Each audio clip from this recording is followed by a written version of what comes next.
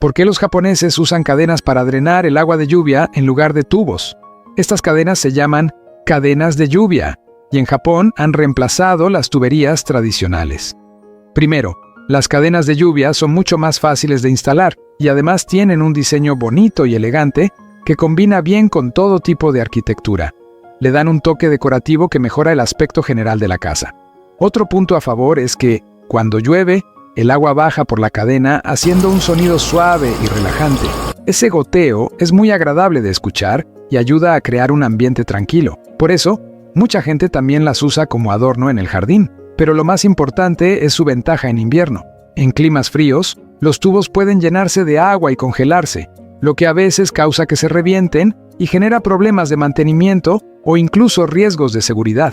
Las cadenas de lluvia, al ser abiertas, no retienen el agua, así que no se congelan y funcionan mejor en esas condiciones. ¿Tú pondrías una cadena de lluvia en tu patio?